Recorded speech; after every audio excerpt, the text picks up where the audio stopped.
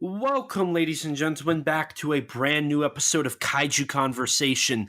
I'm your host, Elisha, and joining me as always, my co-host, Rex. Hello, it's good to be back here. Again! And as I said last time, on such a short gap, Like, this is a record for us. Like, we have never been this consistent and, legitimately... I feel like I'm going to be a broken record soon, but consistency, I'm not familiar with that word, bro. It's so weird, but, I also like it. It's nice to, do this so much. Mm. I'm actually really enjoying it. If it wasn't for the fact that typically it's hell on earth to research, watch, travel, record, I would want to do this more. This is fun. I'm sure you're yeah, and I hate editing 5-hour audio. These things, they happen, Yeah, these things happen. So I gotta get used to it, Yeah. So we're back in what will be our second week of October, where we've been doing some horror themed stuff. So get excited for this week's episode. We'll reveal it soon. Because, in case you haven't already read the title, Yeah, maybe some people are just so excited they see an upload and boom, go. And then they just start listening. Yeah, sure, definitely. Now, before we get started, I guess so. This is my family thinks I'm weird. Mm. So my aunt bought me a carbonated beverage, melon cream soda, Felice. It's Japanese. It's a Japanese soda from Japan. It was imported from Japan. Oh yeah. So I've held off since we started recording on drinking it because I was going to review it. So I'm just gonna crack it open and we're gonna try it out real quick. Oh my! And if you're wondering what it looks like, I'm gonna post it on the Twitter feed. I took a photo, so of course you did. So yeah. Oh, it's green. It's ooh, it smells like sour, like the green apple, Jolly Ranchers. Have you ever had those, Rex? I have absolutely no clue what the hell you're even talking about.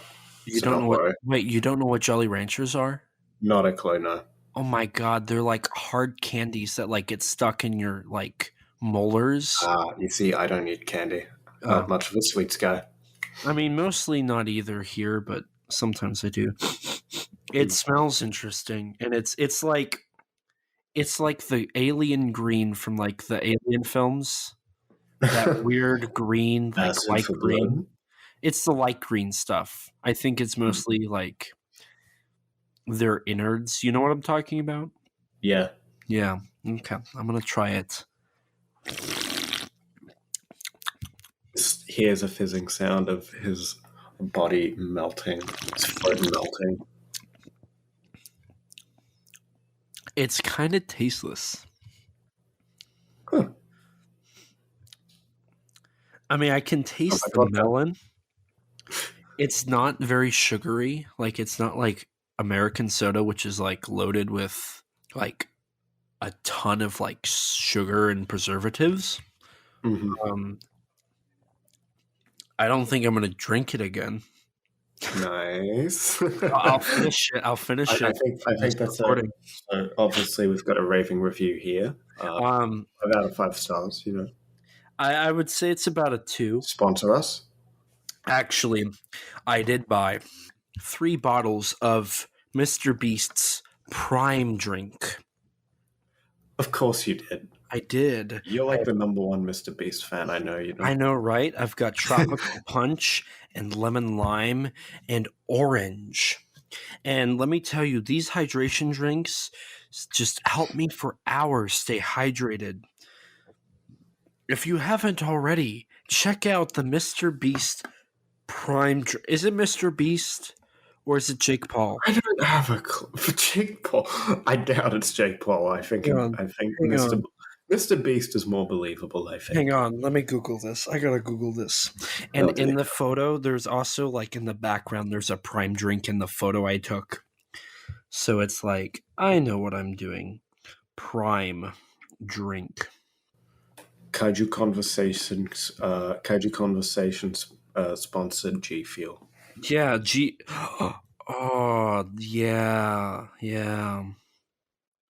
Oh, it's KSI. I didn't get it right at all. I got it wrong. It's KSI. I don't know, like, what the difference between the three people I've now read off are, but I'm still drinking this Japanese drink. I can think of few, but I don't watch. Yeah, I don't watch any of them. Don't they all, like, wrestle or something? I don't think Mr. Beast wrestles. Jake Paul and KSI have, though. I don't even know what these people are. What is this?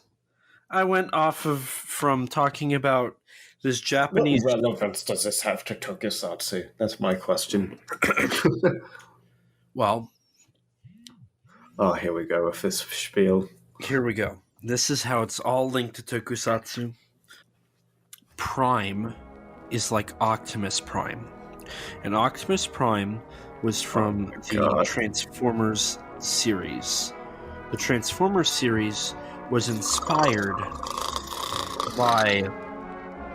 And I hope you're, like, playing some sort of, like, Jeopardy music, like, sort of, like, music. So Optimus Prime is from the Transformers, and the Transformers were originally animated in Japan by Toei, and Toei was the producers of the Japanese Spider-Man, and the Japanese Spider-Man was influenced by Kamen Rider. Kamen Rider was influenced by Spider-Man, and Kamen Rider was also influenced by the works of Eiji Tsuburaya, the master of special effects, that created Godzilla from 1954 up until about 1966. He was still working on the films, but, you know, then he kind of took a step back because he started doing Ultraman, which is how this is linked to Tokusatsu. Are you waiting for your standing ovation? The click of me finishing this melon drink was the mic drop. Oh god! I'm just so good at my job. Yeah, sure. Let's say that. Yeah, sure. This is why I'm paid to do this. Yeah, paid. Yeah, definitely. Are you not paid? I don't believe so. No. You'll have to make a complaint to management. So you. I don't know what you're talking about. So anyway. Yes. Now, moving on. Something I wanted to bring up, Rex. Mm-hmm. When we recorded our last episode, or not the last one, our Cloverfield episode, the following day was announced the new director of the Cloverfield movie, which is the first bit of news we've had in like 2 years for the film. Yeah. And then, like 3 days or like 5 days after we recorded Ju-On, today when we're recording this, Arrow Video announced a UK box set of the first 6 Ju-On, six Ju-On films. Ju-On the Curse 2, Grudge 2, and Black Ghost. Yeah. Whichever order. It didn't include 10-4s or In a Corner, but we still talked about it. Mm-hmm. So I'm guessing with this, we're going to get something related to this. Yes, this very, very high-profile Japanese film, you know. Or something related to it, which I'm going to talk about in great detail, hopefully. But I think we're going to get something in related to this topic as well. It seems like we're American remake. Yeah, like an American. Well, something. I'm telling you, we're going to get something. But it's been really weird and exciting. Australian release. Yeah, exactly. We've gotten a lot. We've been like on the ball for this stuff lately. Bro, I literally mentioned Arrow in the Ju-On. Did. And what happens? Arrow announces a box set. Now, I did talk to a representative at Arrow after it came out. I was like, hey, US release, you guys. And they said the rights are kind of not available, which it would be Well Go USA and Lionsgate. So, and I don't think Lionsgate has Ju-on or Ju-on 2 anymore. I don't know. I'm thinking about diving into that, but there's got to be something because I really want Arrow to like they did the Ring box set. They need to do Ju-on over here too. You see, or for like me, the only disappointment is the absence of. I mean, obviously, there's the absence of Katasumi and 10 Fours, but also the absence of Beginning of the End and Final Curse. Yeah. And I thought that was really weird. It's like, why are you doing the box set? I mean, to be fair, the Ring box set also has this issue because it was missing Sadako 3D, Sadako 3D 2. Yeah, but then you can argue at least like that's sort of like the original main series, you know, in a sense. But those are connected to the Nagata films too.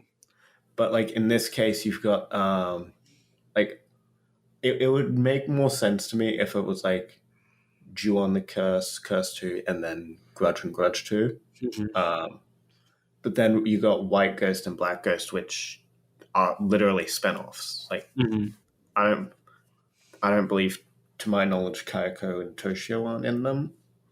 Or if they are, they're like very mostly absent, but like maybe one or two scenes or references or something. That's my impression, at least, of them.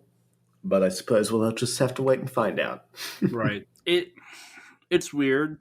Now there is a David Callett commentary, which I'm like, the UK is that now is that for only The Grudge, or is there for more of the films? I'm pretty sure it's just The Grudge.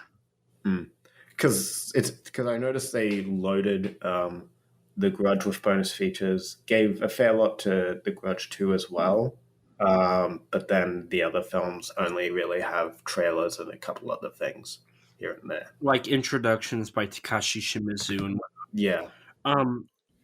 That, and I also noticed they market The Grudge and The Grudge 2 as their home video release outside of Japan, but there's like some German releases of them and some Italian releases. It's like, no, you guys are late to the party.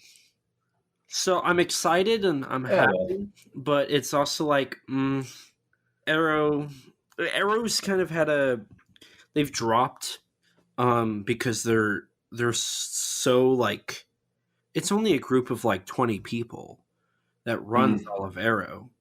Yeah. And it's like they're trying to like make the load easier on themselves, but it's also like, come on. Like if you're going to do Ju-on, you've got people in the US that have been bugging you for that for years. And to announce it and it be UK only, like I'm not a fan of that. I'm not happy that their Battle Royale Blu-ray also wasn't a US release. Wait, that was UK only? Huh. Unlucky you, I suppose. Yeah. But I mean, to be fair, for our friends in the UK, they don't get a lot of what the US gets, so like yeah. I guess you can these have things will play in my player, so granted, are they no Arrow Blu-rays usually aren't region locked. The Gamera ones aren't. I could buy the Ju-on box set, but it would drive me nuts. Yeah, but you're stingy. You've got that like really stingy. It would look weird. Like I would have this one UK release and all of my other US ones. And it's like I don't want to like that just looks bad. I can't deal with that. I don't know what to say to you, man. I really don't. What? It drives me nuts. I cannot. I literally sold you my Eureka Blu-ray of Yatterman because I didn't want a Blu-ray that wasn't American. Oh my god! Again, I really don't know what to say to you. I keep my Japanese release of Ju-on 2. Oh, I forgot I have that. I have like a Japanese DVD of Ju-on 2. Nice. I have a Japanese DVD of Ferran and Shin Blu-ray. It's about it for me. But I keep it like in a drawer because like I'm not gonna have that on my You shelf. have It it doesn't look right. ostracized from everything else. I can't do it. I can't do it. Meanwhile, me, I just put Varan at I'll just put Varan at the end. Shin Godzilla looks fine because it's got the English text on it. But Varan, I just put it at like the very end. See, I couldn't do that. I couldn't do that. But anyway, another I mean, we don't really address news, but like I really want to talk about this. I mean, hey, it's last episode, last 2 episodes. It's pretty relevant to them, Mm-hmm. And then I also wanted to talk about this. My conspiracy theory that everybody thought I was crazy about is proving out to be right. Criterion has officially acquired the rights to Godzilla vs. Mothra. It's on Roku, but exclusively with the Criterion child. I mean, I heard that. I've heard that being chalked up to possibly just like a mistake on the listing, But like why would it confusing be? it for. Why would it say Godzilla vs. Mothra? Be the poster of '92. I mean, other companies have made that mistake before. My Mothra vs. Godzilla DVD from Mad Men for the '64 movie has the image of the '92 poster on the disc, and like those discs also have tons of other mistakes, like the wrong monster copyright on the wrong discs. Like I don't remember which disc it is. It might have been one of the Godzilla vs. Mothra movies, where it's like you got the Mechagodzilla 2 copyright logo on one of them, for example. Mm-hmm. And you got some are missing monsters, others have additional monsters that just aren't in the movie. These mistakes, they happen, and I mean it's a fairly common mistake to confuse the Godzilla vs. Mothra movies. But what are the odds that Sony loses the rights? Nobody's acquired them now for 3 years, and we see this. But why don't we see King Ghidorah? Maybe because King Ghidorah hasn't been revealed yet. That doesn't dispute my argument that it could just be a the wrong listing. Also, if it's the wrong listing, why is it the correct year, the correct runtime, all the correct cast members, the correct like everything is listed under Godzilla versus Mothra? Well, maybe they just got everything for that movie and didn't pay enough attention to realize that it was taught that it was the other goddamn movie, And besides, is it playable? Can you actually play the movie? Has someone actually tried it? Has anyone tried to play Godzilla vs. Mothra '92 on Criterion Channel and had it work? That I don't know. Hang on, let me. I'm checking something. There's apparently a list of all the films you can get on the Criterion Channel. Now, I will say I looked there and I couldn't find it. I found Mothra versus Godzilla there, but I couldn't find Godzilla versus Mothra. There's 2,000 films. Wow. Mm-hmm. Yeah, but there's a search feature. Yeah, I'm looking. Okay, but here's another thing. Godzilla against Mechagodzilla is coming to theaters. Mm-hmm. Sony doesn't own the theatrical rights to that. Mm-hmm. Oh, I'm not saying that I'm not even arguing that they don't own the rights to it. Like, they probably do own Godzilla vs. Mothra, but this being used as evidence of it, I don't think that necessarily holds up to scrutiny when it's a listing for where it's apparently streaming. Sites like that get things wrong all the time. Sometimes they have outdated information, and sometimes they just list the wrong things. And that's what I think this is. I don't know. I just looked and I don't see it either. Yeah. But here's the thing. I don't see Criterion at least has 84 in Biollante. We know that for Yeah. certain. On Godzilla Day, I guarantee you those showings of Godzilla against Mechagodzilla will have the Janus film logo. Probably. Probably. I don't see it. I feel like it was a leaked, like it was a listing not meant to be on there just yet, because Criterion hasn't officially announced it. Even if that's true, I think that's a bit.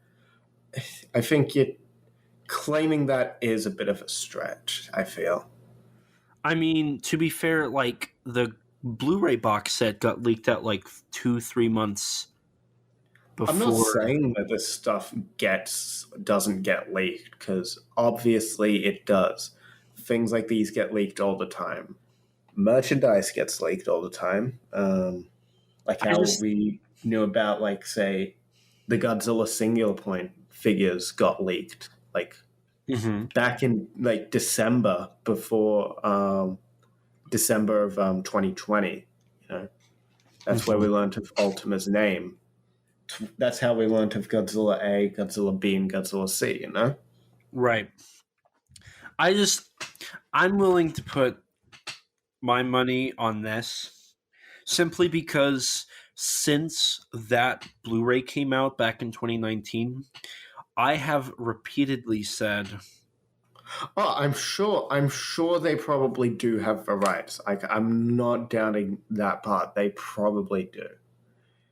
It's just I don't think this is tangible enough evidence to actually, like, just say it so uh, blankly that yes, they definitively have it.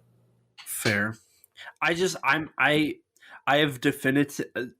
Maybe I shouldn't, but I've been definitively saying since Sony lost the rights, Criterion's getting them. Criterion's getting Mhm. them. And now, because not only did uh we got 84 and we got Biolante through Janus. We're getting Godzilla against Mechagodzilla, which Sony does not have the rights theatrically for. So that means somebody else picked up the rights for those theatrical showings. I would not be shocked if Janus did. I wouldn't be surprised if Janus is trying to pick up all the rights they can from Sony, so when they finally can make an announcement with all of them, they can do it. Um, And recently, there's also the fact of Ishiro other Honda, movies coming to yes, Criterion Channel. Yes. Criterion announced. Now, I also have to point out in this announcement, uh, they also announced they're doing Q the Winged Serpent, but Oh, they're did they? also doing yes. It's in a separate area of the this announcement. Q the Mm. Winged Serpent, but they're also doing Tetsuo the Iron Man, which is through Arrow. So they probably made a deal with Arrow to have it streamed on the Criterion channel for October. Huh. But the Mysterians, Varen the Unbelievable, Atragon, Matango, Dogora, Frankenstein vs. Baragon, and Space Amoeba have all been announced to be coming to the Criterion channel. Hmm.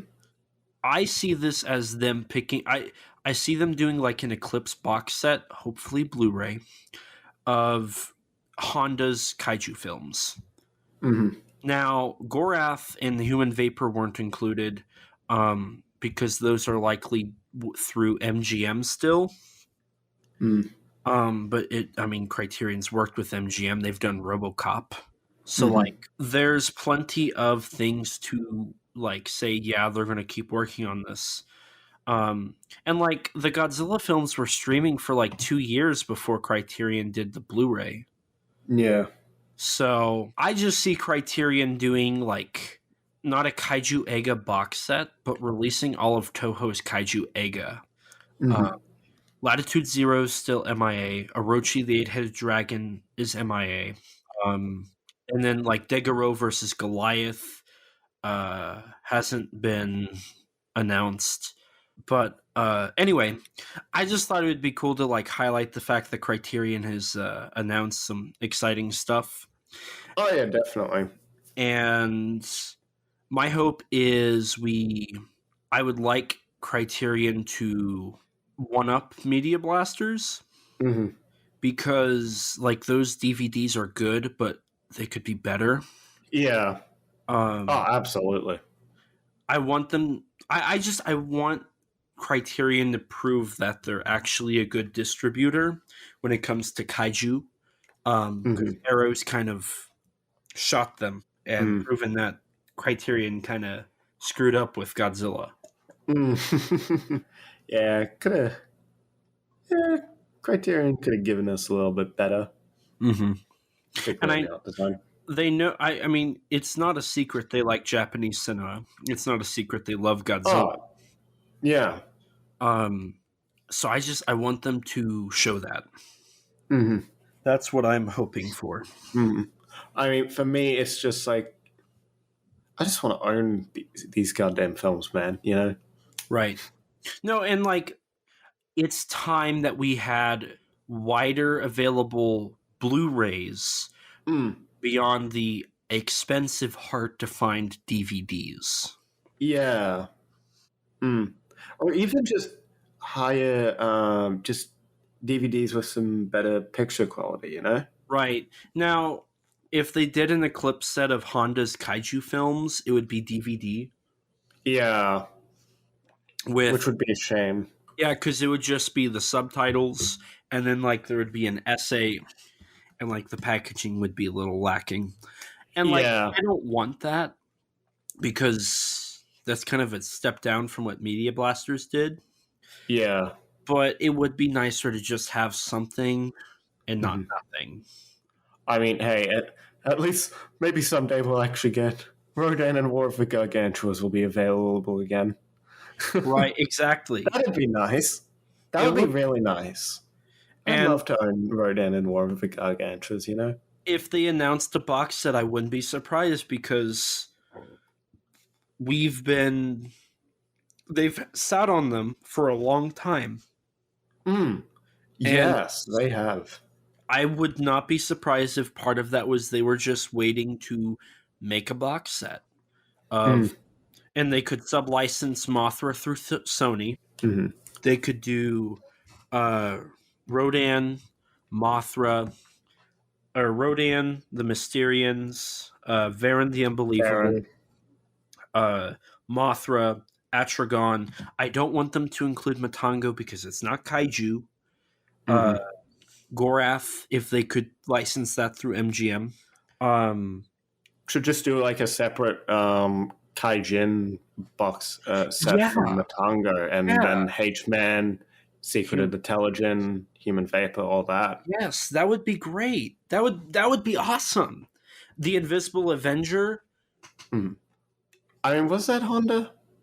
That was Wasn't it, Motoroshi Oda. yeah, Oda.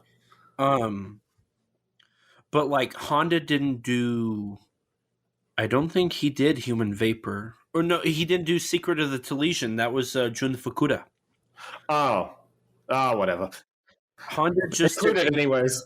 but like a Toho Kaijin, like that could be a thing. Mm-hmm. Like maybe there's one or two more films they could throw in there, do a 6-movie box set or something. That's something Criterion could do. Criterion also has acquired streaming rights for a lot of the Universal monster movies for their October month. So I want Criterion to continue to work with Toho and make Yeah. these licenses work because it's time Toho's been out of the limelight with their classic stuff. Like Yeah. we don't talk about Toho when we talk about new releases. We never do. Which is a shame because like, a lot of these films, particularly Honda's works, are absolutely brilliant too. You know? Like, because some of the ones that I've been watching for the first time this year and last year are genuinely some of my new favorite films. You know. Yeah. I just see this as a beginning of something really nice. And it would prove that my crackpot cuckoo theories are true. Because I've been saying kaiju box set of just the offshoots and Heisei box set. Heisei and Millennium, I've been saying. I've been saying that they should hold off on doing Heisei and just do Heisei Millennium together. That way you have 15 movies, skip 98, and then acquire Shin Godzilla. Yeah, and no one needs Solo. 98, frankly. Yeah. And I don't see Criterion picking up that one. Yeah, honestly. I can see them skipping that. Yeah. And then acquiring Shin Godzilla when Funimation loses the rights and doing a solo release of that Which is one. pretty soon, isn't it? Technically speaking, it could be at any time. If they did the standard release license, which I've noticed, I don't think Shin Godzilla is streaming anymore. It's not in theaters. It's not on TV. And I know the old Blu-ray and the old DVD are out of print, but the new Blu-ray might still be in print. I could be wrong. Or it could just be whatever's left, you know. Right, exactly. So you never know. But I see by 2025, Criterion announcing a Heisei Millennium box set, maybe a Shin Godzilla Blu-ray, or they could just suck it up and finally do something bigger than their 27 film Kurosawa DVD box set from 2009 and do a 30 film Godzilla set. or it would be 30? It would be 50. I mean, it depends on what year. Like, with Shin and if you went up to Shin and no American films, it'd be about like 28 or 29. 29. It'd be 29 with Shin. Yeah. But maybe they don't do Shin and they just do what a lot of people call the classic Godzilla series, the original Toho Godzilla series, which is that 29 or the 28 films from 54 to Final Wars. Final Wars, yeah. And maybe they want to include King of the Monsters and Gigantus, and maybe they go all out and do this nice deluxe box set. Who knows? Maybe Criterion will be the company to release City on the Edge of Battle on Blu-ray. Hey, prestigious E2. No, it's prestigious. It's Criterion. No. What a wonderful film. No. You should watch it. No. Are you excited for that episode? No. God, no. No. I'm looking forward to it. I'm not. Moving on. Now you've put me in a bad mood. We always like to talk about like any tokusatsu we've watched. I've only watched one besides the main topic of this episode, and it's more toku adjacent. I don't remember. I might have already watched this. I definitely mentioned it. But I got to see Gore Verbinski's The Ring finally. Oh yeah, what did you think? It neutered some of the original story, but it was still freaky. It wasn't as good, but it was solid. I mean, I'm a fan of Gore Verbinski, so I definitely wasn't upset with it. I liked it more than the American remake of The Grudge. I still need to see that one. I don't know, something about the American remake of The Grudge it's okay, but just... It's an American film trying to be Japanese, because... Yeah. That was the whole idea, was we can't do better, so let's just... Do it again. Whereas at least The Ring changes a fair bit. I mean, is it the the Gore Verbindt, whatever, the American film that's apparently, is it the American film that's more faithful to the novel, or is it the Japanese film? The Japanese film. Ah, In the American adaptation, the character that Hiroki Sanada was doesn't have any of his like supernatural powers that the book had. Hideo Nagata's film, however, did include that still. huh. It was just neutered from the original book. Mm. I So, see. Honestly, I just need to rewatch both films because I remember the general gist of them. I just don't remember all the gritty yeah. details, you know? Yeah. Now, and I got to see it in theaters, which was really exciting because it just had its 20th anniversary, so I got to see it in theaters. Yeah. You see, for my country, they're showing the original Japanese Ring in theaters, I love that. but they're only showing it on like October 31st in certain areas, so I'm probably not going to get to see it, Yeah. Now, which is a shame. I did see before my showing of The Ring, they had a trailer of Ju-on. So now I'm like, are they going to play Ju-on the Grudge? So I'm keeping an eye out because I would love to go see that. They're showing House pretty soon too. I'm going to go see House. I missed out on seeing House in theaters. I am genuinely sad about that. Well, Again, I won't. second time I've missed out on seeing House in theaters. I definitely will not be missing out on House because I've already requested the day off. I got approved, and I've at least got a friend who will go with me. Now, to say he's going to like it, I don't know.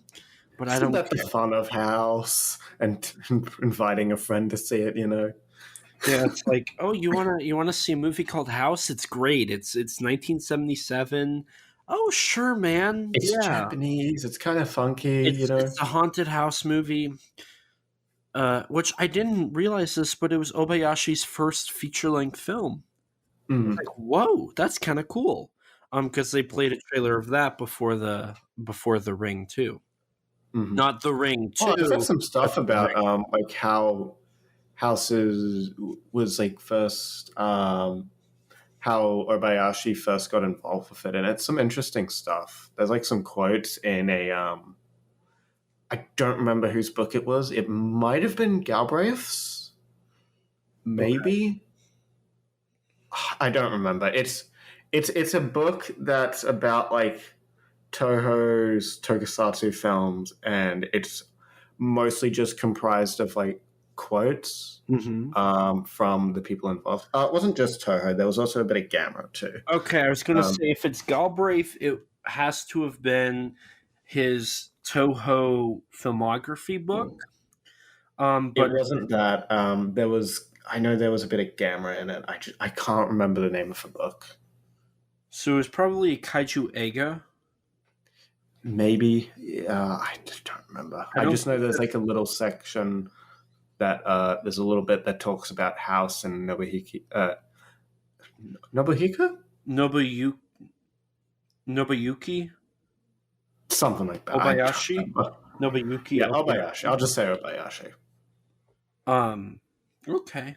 I'll have to look because I was going to say. I'll look it up later and tell you which book it was. Okay.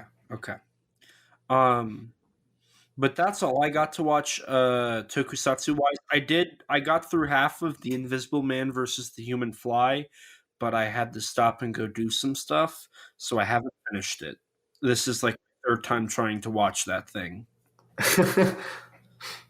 Sounds like you're loving it. I'm absolutely adoring it. Glad to hear it. How about you? For me, I've only really watched a title film in terms of tokusatsu. Gotcha.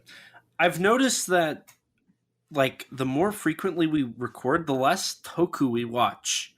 I mean, yeah, it's a bit easier to watch more tokusatsu when we have a month gap between episodes than when we have like a week or less gaps, you know? Yeah.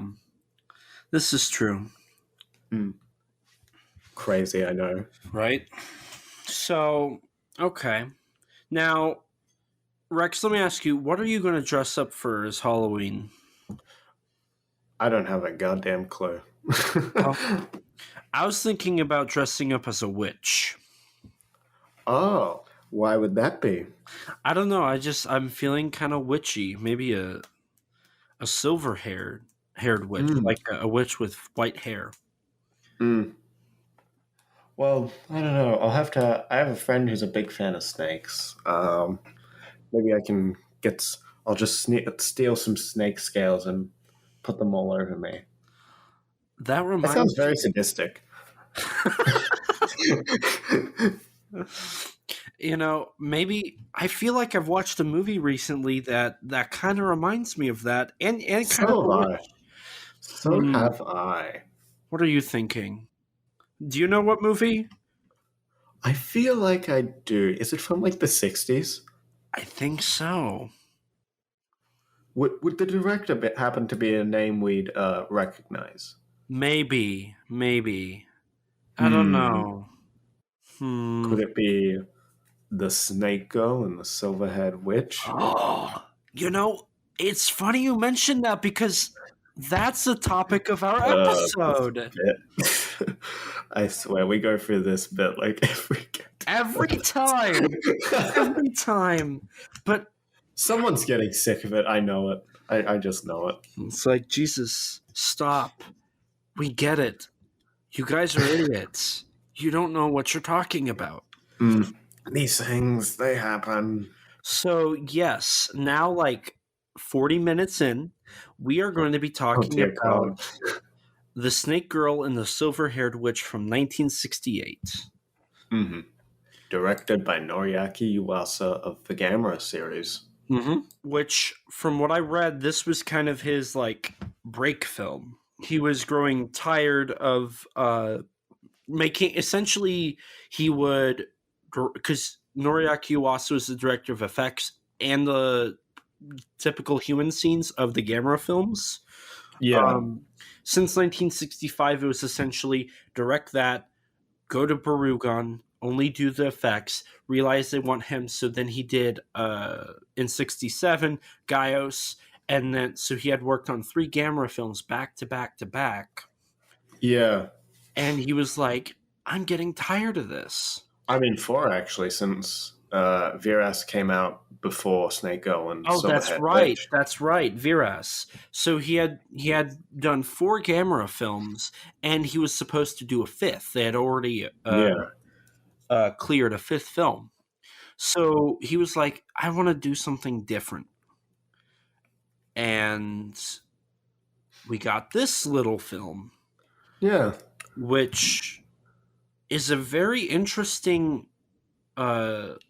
note in the late 60s tokusatsu boom, because this was right after 67, which had your biggest kaiju film year ever, Son of Yeah. Godzilla, King Kong Escapes, Gamera versus Gaios, Gappa. Gappa, The X from Outer Space. But you had all of these different, you were starting to see Super Raya shows. You had the Space Giants that had been airing, that I'm sure there was still stuff being talked about and other companies working on stuff like that. Aegon, I've heard, was like 67, 68. That whole Aegon story is like convoluted. So you had a ton of kaiju, and then Daiei started producing their yokai films as well. Yeah. In Which this film was 1967. double billed with, the first one? It was double billed with Spook Warfare, which was the sequel. Oh, my mistake. Yeah. And yokai was coming back, and so you were starting to. There was a lot of tokusatsu being created at this time, and the Snake Girl and the Silver Haired Witch is kind of like a time. It's not. It wasn't an independent project, but it feels very like separate or far yes, removed from like the it's in its other own thing. outputs. Yeah, and I think part of that is because it wasn't a huge budget, and it was kind of a small scale project. It was just filling a slot that Daiei had and Yuasa wanted to do. And then when he finished this, he went on and did Gamera versus Guiron. So he just jumped ship to the next film and kept doing it for the next 3 years. Mm-hmm. So it's an interesting film. Do you want to, Rex? Do you want to talk about the film itself, or do you want to kind of talk about like the behind the scenes stuff first? I don't know. Probably just sort of mince a bit of both in there somewhere. Okay. So let's start off with something that you liked. Let's start talking about kind of something you liked, and then we'll go from there. Okay. Well, probably the thing that just struck me first was the camera work, frankly, in the film. Mm-hmm.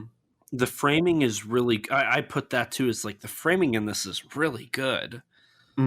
It's I can't remember who the cinematographer was, but out of all of Yuasa's films, I believe they did Gyaos, Zigra, and possibly Super Monster. I think Akira. I mean, if they did Gaios and Guiron, they definitely did some of Super Monster. His cinematography is just wonderful. Like, as you said, the framing is just... It's tight. It's very tight. Very, very. And it's also very flat. Like, a hallway feels very tiny. And even, like, in the Snake Girl scenes, it's, like, really eerie.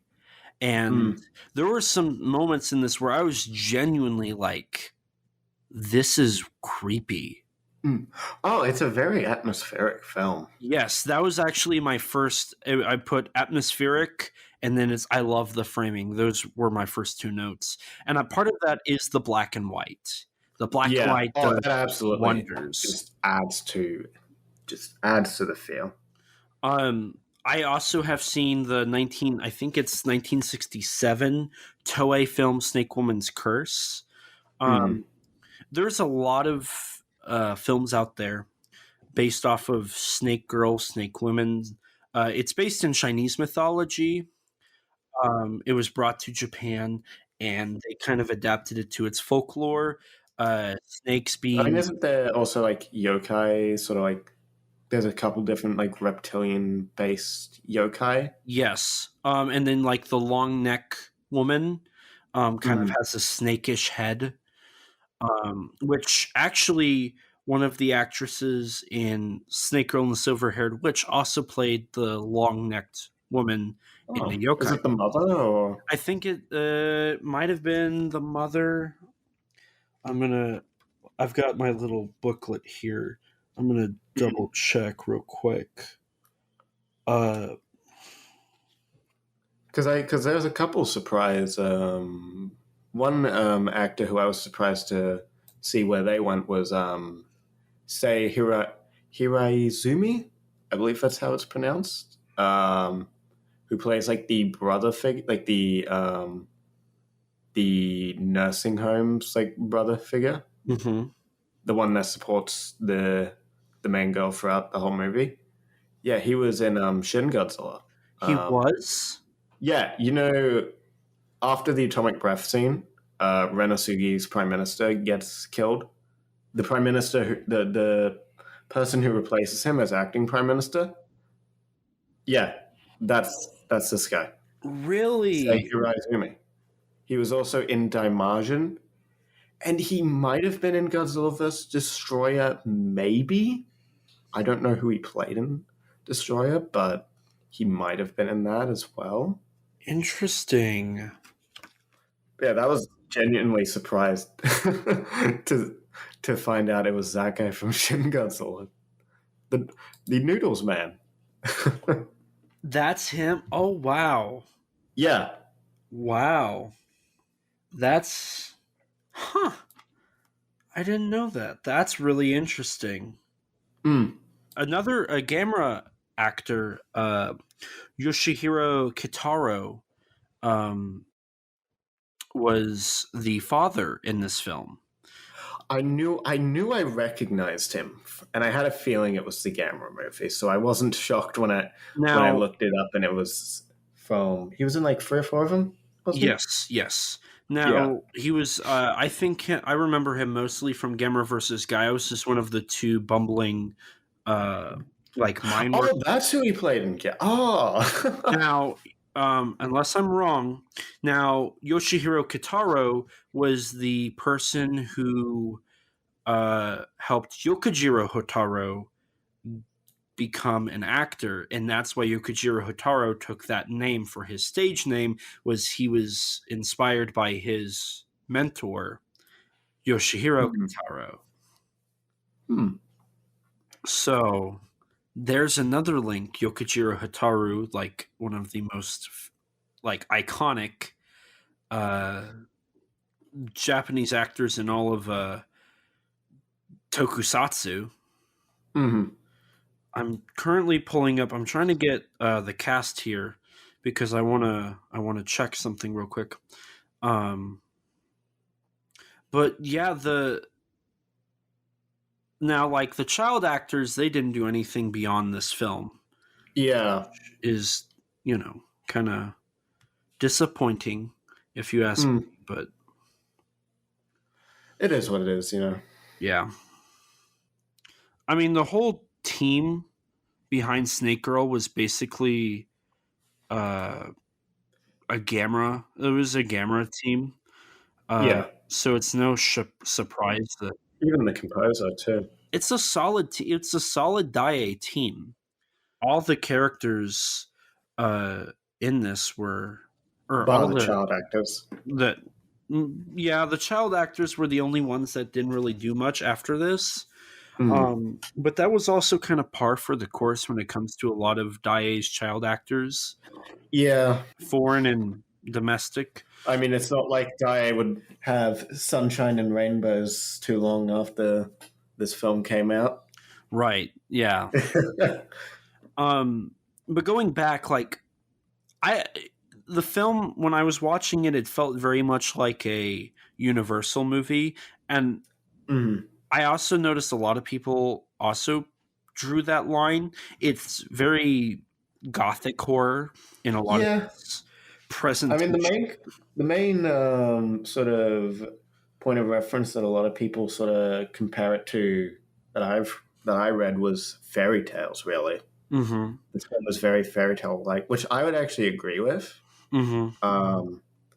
Which is largely because, I mean, it's almost entirely from the point of view of a child character, Sayuri, and then also just how ambiguous certain aspects of like the supernatural element of the film is never like explicitly clear. Is this actually supernatural? Is this just Sayuri's overactive imagination? It's never clear about that, but it ends up not really mattering because that's not really the point of it all. And I wanted to talk about that because they Scooby-Doo'd us. Like, when the housekeeper pulled off the wig, I was like, whoa, I was expecting it to be the mother. Like, I was expecting the mother to be the silver-haired witch. I was expecting the mother until, like, the mother went for her trip. And then I'm like, oh, it's probably the housemaid. That was what sort of clued me into it. But what really confused me was, like, I'm still trying to figure out if this was real or if it was all in her head, because the opening is not through her perspective. Yeah, that was something I was going to mention as well. That the opening very clearly, our titular snake girl looks like a snake girl, right? At least her hands do, from what we see. And it's like, what's you do? It's like Ju-on in the sense of you're questioning what is going on. Like the story is mostly clear for Snake Girl, but there's a few moments where it's like, what's going on? Like, Yuasa did such a good job with trying to keep it condensed in like whose perspective, but it's like, how is this not supernatural? Like, how did the did the giant kaiju? It's a kaiju. There's a kaiju in this movie with a Gaios roar. Oh yeah, with the snake. Like, did that scene actually happen, or did it not? I mean, that was a dream. To be Was fair, it a dream? yeah, yeah. Like whenever they've got like the Vera sort of looking, like it's got like that swirly surreal effect with like that looks kind of Yeah. like the visuals from Veras. Mhm. Like all those were dreams, So okay, and they were the best, and they were probably the most striking parts of the movie. they Honestly. were. I love them, but like things that happened in the dreams impacted the real world. At least it felt like it. And like I don't know, I had so many questions. It was like what, and I'm happy I did. Like it drew me into the film. I Yeah. Oh, the film is like I was surprised how engaged I was with the film. yeah, cuz like for The Invisible Man Appears or Invisible Man versus Human, and even Warning from Space. Uh Mhm. I find myself really like trying to like be invested in the films. Uh, Mhm. but Snake Girl and the Silver Haired Witch, I was like, okay, I'm a little leery of like getting into this. Like, am I going to fall asleep? And then I was like, Yeah. whoa, what is like? I was like trying to figure out what was From the going first on. scene alone, I was engaged with the film. Yeah, I was really shocked, and part of that goes back to how the film really the tone is set. It's Mhm. the world feels real, Mhm. and it's so interesting to watch because you're you're trying to figure out, have an idea, like you for me it was like, okay, I have a pretty good idea of what's going on here, but it was also like, but I've got so many more questions. Like, is it supernatural or is it just basic? If it's not supernatural, how did the silver-haired witch do what she did? Mhm. And like the silver-haired witch and the snake girl puppets are genuinely freaky. Like during the dream sequence when it's the actual puppet for the snake girl, that thing looks horrifying. Like that's horrifying. Um and like the first appearance of the silver-haired witch, I was genuinely like, "Whoa, that's whoa!" Like, whew. It helps the mask for the silver haired witch looks really good too. Yes, it does. Now, towards the end of the film, when they start to show it, and it becomes more of a less supernatural, more of like a character, that's when I'm Mhm. like, "Ooh, this isn't looking the nicest." But I still found myself really digging what the silver-haired witch looked like. Mhm. And the first scene of the silver haired witch with like that shot of all the masks, Hmm. like in around her, that is just The whole anything up in the attic that is was wonderful. it was great. Mm. Now, I also I feel like we've been like gushing over this. Mhm. Now, one thing I must say though, nothing in this film is remarkably exciting and new. Mhm. It's it Yeah. The special effects are lacking, and I even think when they were filming, because the end scene, spoilers by the way, the end scene is the house is burning down like in Frankenstein or something. Um, it's obvious it's a miniature house. And the reason I can tell it's a miniature house is because they didn't crank the speed up.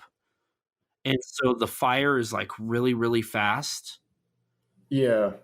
I love I mean, I still think the framing looks great in it. It's Oh, it just, looks great. it's like, okay, it's a miniature. It's, Yeah. it looks good, but I'm not going to sit here and say it's the peak tokusatsu of the 60s. Mhm. Nothing in this film is new and unique. Mhm. I Um, think there's a couple sequences that could have looked better, like the spider yes, attack the in spiders particular. are pretty lacking. Yeah. But even like, I really liked when when our main character, when she goes into the taxi, you saw the back door open, Mhm.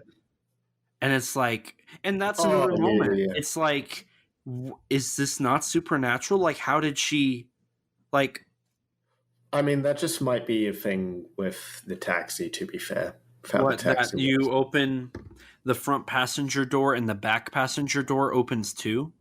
I mean, she was the one that opened the front passenger door. Right, but the But back the door back one opens just too. it was probably just the automatic one, like the one that the driver probably has control over. I don't think That taxis was, that have. was sort of how I took it.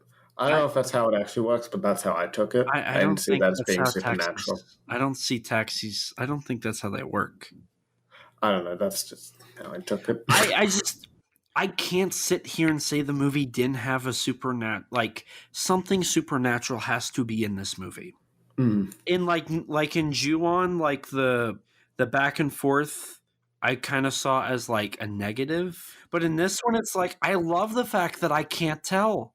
Like it adds so much to this film Yeah. cuz I can't tell. Hmm. And like part of it too is Noriaki Yuasa's love for children is clear in this film. Oh, absolutely. It's undoubtedly Yuasa. So it's like I don't know, like if we go off of that, then it's perfectly like it was supernatural. Hmm. Because in all of his films, the kids are said to be wrong and they turn out to be right. Hmm. So something supernatural happened, but we are not presented with that supernatural aspect. Like given a clear explanation that yes, something happened here. Yeah. But strangely, I don't find that as a detriment to the film, It's not. honestly. It's not. And that's so interesting because it doesn't give you the answers. Hmm. You are left to figure it out on your own. Hmm. So for me it was like the film doesn't establish anything different. It's very straightforward and they even try to explain to you what is going on. Yeah.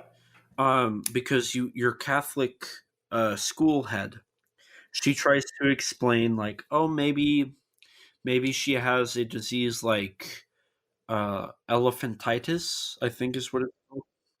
And it's like, okay, trying to explain it with science, and then this silver-haired witch appears, and it's like that doesn't make sense. And what's with the arms? Like that opening sequence was not in her head. The opening sequence happened in real life, Hmm. unless that was her dream, and then she got like because there's narration throughout it. Maybe she's recollecting this. Mm. I don't like. There's so many questions. Like I don't know how you can decipher what is real and what is not in this film. If there's even like if we take it at face value, something has to have been supernatural. And I'm Hmm. I'm stuck on that point. Like that back and forth is just everything to me in this film. See, for me, I just think the film works even no matter which way you swing on that argument. I think if there's nothing supernatural going on, I think it still works. For the most part, if there is something supernatural, then this drama still works. I think it's I just that the supernatural element isn't quite the point of the drama. Right. Yeah. No, exactly. And David Calla pointed this out in his commentary because going into this film, I was expecting it to be like a traditional Japanese horror movie. Mm-hmm. Yeah, Like, same. okay, everybody dies, or, it's not solved, or like it's a vengeful spirit and like they resolve it, or something. Mm-hmm. And it doesn't fall into any of those like stereotypical Japanese horror tropes. It's very Western because it Scooby Doo's us. It Yeah, it's honestly a lot more of a mystery film as well Mhm. than quite a straight up horror experience, Right. It's not giving you the same type of experience as Ju-on, It's not giving you all those thrills. It's a bit closer. I would compare it a bit more to Ring rather than Ju-on in that sense. But it also doesn't fall into those tropes. No, it doesn't. It feels like a gothic horror movie made in Japan, like your Bloodthirsty trilogy that Toho produced. Except it predates that. I don't know if you've seen those, I have not seen them yet. but yeah, you're right. It predates them by a few years. And this isn't from a director like Ryue Kitamura that's like known for doing more American tropes. Or like No, this is Noriaki Yuasa, a man known pretty much almost exclusively in the West, known for Gamera, really. right. And it's quite shocking how different, like, the only thing in this film that made me feel like it was Japanese, specifically Noriaki Yuasa, was the kids and the music. I would also add the dream sequence as well. Why would you add the dream sequence? I don't know. There's, I don't know. I just think, I don't know, something about that sequences, like specifically when the snake girl appears to it and is terrorizing. Just stylistically, it just something about it. Maybe it's the Tokusatsu element. It kind of reminded me of a couple. It kind of reminded me of Ultra Q, honestly. Really? Yeah, it reminds me of what's that one episode? It's like it reminded me of a couple episodes. Ironically enough, one of them being the episode that had was it that the episode like no, the episode was loosely had a little bit loosely inspired by Gamera. The one with the kid, the turtle, and like at the end there's like the weird dream sequence and they use the Manda prop. Okay. That episode I was sort of reminded of. See, in the dream sequences. It's funny you bring up Ultra Q, because Ultra Q does have a link with Snake Girl and the Silver-Haired Witch. Oh. Not the writer, but the screenplay was done by legendary manga artist. Kazuo Umezu. Yes. The screenplay wasn't done by him, but it was based off of a manga that he had created. Yeah. Now, he did a manga that Ultra Q adapted into one of the episodes. What manga was that? Or what episode of that? I'm going to pull it up. I saw it in the bonus feature. Because I know that Umezu also did like a manga adaptation of the original Ultraman as well. Interesting. Yeah. Another thing I know he did was God's Left Hand, Devil's Right Hand, which Gamera director Shunsuke Kaneko would go on to adapt in the early 2000s. Yes, a live action film. I mean, Umezu also did some kaiju manga as well, I believe. Kaiju Gyo, I think, was one. And he did a story about Orochi, too. He did do an Orochi story, that is correct. There was also a anthology TV show called Kazuo Umezu's Horror Theater, which I recognized. I heard of that. That was there's some directors in that I would recognize. I'm pretty sure. A lot of his works have been influential and have impacted Japanese pop culture, especially in Tokusatsu. And I find it quite interesting that there's that parallel of Yuasa adapting his Snake Girl story, and then you had Kaneko adapting Oh yeah, that is true, I suppose. So now what I'm hearing is we need Gamera the Brave director Yuta Tasaki. to do a adaptation of one of the stories. Hell yeah, let's get him to do Kaiju Gyo or something like that. Yeah, exactly. Um, I'm just checking to see what he's done a I lot mean, of Kamen Tasaki's done Rider. a lot of Kamen Rider. Yeah, Yeah, he's done a ton of Kamen Rider. he's done like early Heisei and still does like now, I believe, because he did work on Revis. He did Saber in Zenkaiger Superhero Senki. Yeah, Most recently back in 2021. He did Dawn Brothers. I thought he did some Don Brothers. I Yeah. wasn't sure about that, but I So he thought he needs to did. direct something, just so we keep it up. I know that there was also another director who did Barugan, but we're not going to count him. He's not included. He's not cool enough. He's not cool enough to be in the Gamera Club. But speaking of the Gamera Club, the same composer for this film, Yes, Shinsuke Kikuchi. yes, he did the score for Gamera versus Guiron and a few other Gamera films. He also does the Yeah. score for this film, and I will say, here's the negative.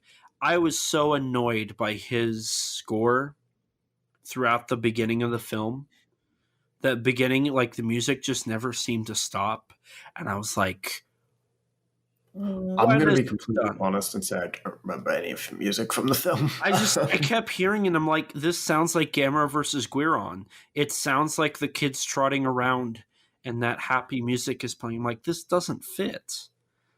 Now I remember there being happy-ish music, but honestly, I am like the most musically illiterate person you can find out I just there. So, I heard it and I was like, that sounds familiar. And then I kept paying attention because I was like, I want to see how this goes. And it was like, this music doesn't stop. And then it did stop, and then it was utilized fairly well towards the end of the film. But I remember being like so done with the music at one point. I was like, I'm so done. Cool it, cut it. Just let it be ambient music or ambient sounds of like the house. They don't even I don't go know. I with didn't have any problem with it. the haunted house aspect. Like this film is the most supernatural movie Yeah. I've watched from Japan so far. It's a lot of nothing, but it's also spooky. And I think part of that is watching it from the child's perspective. Yeah. It's just the film doesn't have a whole lot. There's not a whole lot here, minus you could go into the depth in detail of how the snake girl is from China and snakes are the second most associated animal with witches and whatnot. There's not a whole lot though beyond that. I mean, there's a giant snake scene, uh, which it was like, oh, here's Yuasa kind of, paying homage to his work with Gamera, and then we have the Gaios roar, Yeah. which was cool to see. I love that sequence. I thought that was really fun. Again, those dream sequences are just absolutely wonderful. They are, and they feel like dreams because of how crazy they get. They're very surreal, I'd say. And the Snake Girl's presence in those is just beyond like it's dreading, like the looming threat of this monster essentially is really, really freaky. And the prosthetics look really, really good for Yeah. Japanese 1960s, and Yeah, it's for the time, that was pretty unsettling. good. It's unsettling. And I thought it was really interesting. It wasn't. I guess my final thoughts pretty much are like, it wasn't a film like Qui-Gon the 1965 film from Toho. It wasn't like that where I sat there and I'm like, I'm watching art. It was more of I'm watching a Universal horror movie, but it's Japanese and it's not truly horror. Well, it's not supernatural. I just sat there and I was like, this is surprisingly well done. Yeah. Or this is probably my favorite. This might honestly be my favorite Yuasa film. Like, genuinely. honestly, I think I might have to agree with that. Like, Which genuinely surprised me. Like, I didn't think it was going to be his worst film because, like, it's kind of hard to Super Monster. beat his later entries and Zigra. Super Monster. You can't get worse than Super Monster. That is literally the worst kaiju film I've ever watched. I don't know, man. Zigra was a very hard.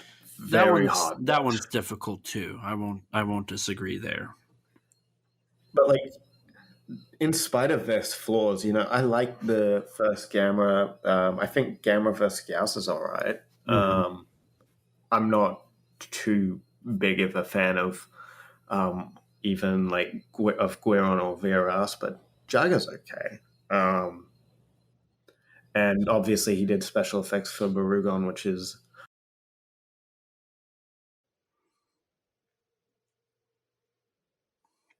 Yeah. No, and like I agree. Personally though, like I'm a fan of all the Gamera films up until about Guiron. After Guiron, they don't interest me nearly as much. But like when it comes to just Yuasa in general, like I probably would put this in my one or two like one or two when it comes to Yuasa films. yeah. It's different than most. It's different than most of his films, but it also holds that Yuasa aspects near and dear, which I quite enjoy. I mean, there's not a lot more really to talk about this film. It's basic, but it's a good basic to me. Yeah. There's probably only one thing that I found odd. Maybe I'm crazy, but feel free to clarify. But I found it odd. You know how near the end of the film they explain that the reason why the mother has Tamami is because the two babies got swapped at the hospital. That doesn't make sense to me because Tamami looks a lot older. Yeah, I got Maybe that's a too. casting thing. But they also say she's the older sister. Older sister, yes. Yeah. That's what I was going to bring up. Yeah. Which I found really odd. It doesn't kill the film for me at all, but that was just the one thing where I was like, hold up a minute. Yeah, it does make me wonder if part of like this film's magic is like there's some clear writing flaws. Being like the supernatural, like maybe it's not meant to be this thing where you leave it to interpretation of whether or not it was or not. Maybe it was just simply the fact that the writing was so rushed that it just happened. And it's hard to say. There's not a crazy amount of information available for this film, unfortunately. Right. Now, one thing I want to end off. I want to kind of end off on a bit of a negative note. Oh, really? This film was double billed with Yokai Monster Spook Warfare. And I will forever say that film is entirely better than Snake Girl in almost every sense, minus the atmospheric feel. But I think the yokai films are very solid in general. I still need to watch them. Yes, you do. Do you have any last thoughts, Rex? No, I just really enjoy this film and highly recommend anyone listening to check it out if you haven't already. If you like Yeah. Universal horror, you're gonna love this. If you like kaiju and Universal horror, this is If you like classic black and white horror as well, just you'll in love this. general. Yeah, that's exactly it. You're right. So in that case, I guess we can go ahead and wrap things up here. This one's Alrighty. a little shorter than past ones, but I think that's also good. I mean, we spent a fair bit talking about like Criterion and all that at the start. So. Right. So I hope you guys have been enjoying our by this point weekly upload rate. We've done Ju-on and now we're doing Snake Girl. Yeah, the next one I'm excited to talk we love about. October. Yeah, I'm also excited for our next film. It's a personal favorite of mine. I'm just excited to rewatch it. I've always wanted to do this October like spooky thing, so I'm happy we're finally getting to it, and I'm really hopeful that we're going to continue to do this, and it's going to be great. So it's been fun, and so far we have had a solid lineup. We picked some solid hitters for this this month. So next October, we're going to have to do some less than stellar stuff. Oh no! Oh boy! So we'll see what happens. We'll have to torture ourselves a bit after gifting boy. ourselves. Like this was my first time. This was my first time watching Snake Girl, and I'm genuinely happy I did. I would have overlooked this film a lot longer had it not been for this. I might have. I mean, I owned it. I had been sleeping on it a lot. But anyway, before we linger on too long here, we might as well go ahead and wrap things up. Rex, why don't you tell the lovely people where they can find you at? Well, I'm Rex Xeno. You can find me on YouTube, Rex space Xeno, on Twitter at Rex_Xenomorph, and on Instagram, Rex_Xeno. And if you want to read some of the things I write, you can check out the Tokusatsu Network, where I report on some Tokusatsu news, you know? Got some stuff on Ultraman Regulus I need to cover after this sometime. There we go. So definitely check him out. He's got a ton of good stuff. I'm Elijah. You can find me on YouTube at ET13 Productions, on Twitter at ET13 Productions, or on Instagram at ET13 Productions. If you want to find my personal accounts, it's not difficult. You can do that yourselves. I mean, if you want to see what's going on in this crazy head of mine, go for it. Try. I dare you. Fair warning. But as for the podcast, don't forget to rate us on iTunes. That boosts our ratings and helps us get recommended to more people just like you. We were review bombed, so we're sitting at a solid 3.0. If you guys could help us bump that up, that would be greatly appreciated. I will read your reviews out on air, and it would just be really nice to get more feedback and not have those 1 stars hitting that score like that. If you don't have an Apple device, which I don't blame you, I don't, you can... I do. Lucky. Not lucky. You can rate us on Spotify now. Spotify has allowed you to review us, so that would be another great way. Or Amazon. We are on Amazon through Audible, so definitely rate us that way if you can.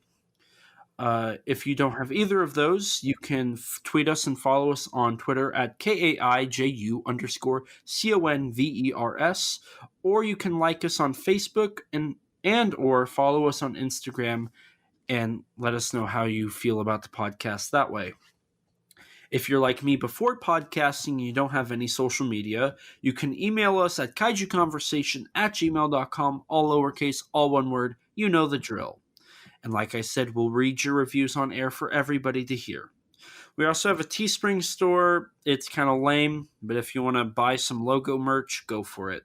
If you'd like to chat with Rex, yeah, eventually. If you'd like to chat with Rex and I one-on-one and hear our opinions on different subjects, or just talk to people like you, join our Discord server. I always like to tell you guys what the most recent messages I see on our Discord server, and I'm going to go ahead and pull it up right now. It looks like in our general chat, what was most recently talked about was Ifukube pre-Godzilla, how he used some of his music. And we had a new member talk about how they liked Ultraman Gaia as their favorite tokusatsu movie or television show. So there's plenty of stuff. And if you'd like to hear one of the conversations we had before this recording, definitely check out our YouTube channel and subscribe to it and hit the bell so you can be notified anytime we upload. Our bloopers can be found there, exclusive conversations, a lot of cool stuff there.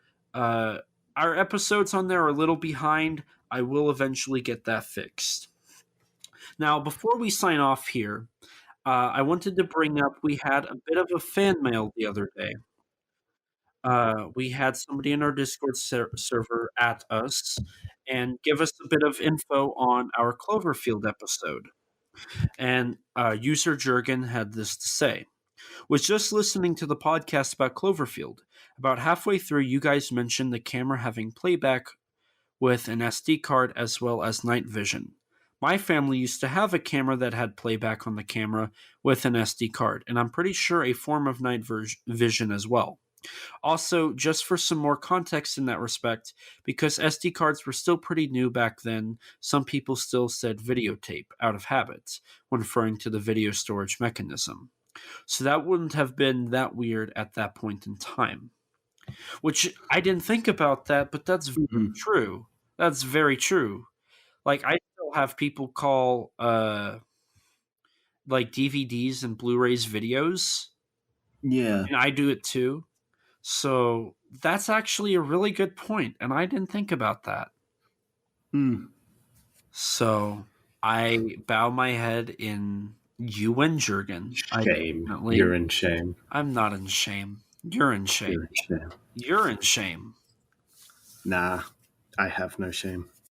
Fair enough. But anyway, thank you, Jurgen, for that. And if you guys have anything you want to say, feel free to add us on our Discord, email us, tweet us, DM us, anything like that. We'll love to hear what you have to say. So thank you, Rex, for editing these episodes. It's really appreciated, especially stuff like this where there's actually almost 3 hours of audio here. And probably it's going to get knocked down to about an hour and a half. So please check him out. All of the links we have mentioned can be found in the description below. Please go out and buy Snake Girl and the Silver-Haired Witch on Blu-ray through Arrow Video or stream it. It's worth it. It's got a great commentary from David Callett, a booklet with an essay by Raphael Coronelli, a beautiful 30-minute info video essay on the manga artist, some great artwork. Highly recommend it. Go for it. Check out this film. Don't sleep on it. So thank you guys so much. And please remember, life's too short to not talk big. Bye, guys. Bye.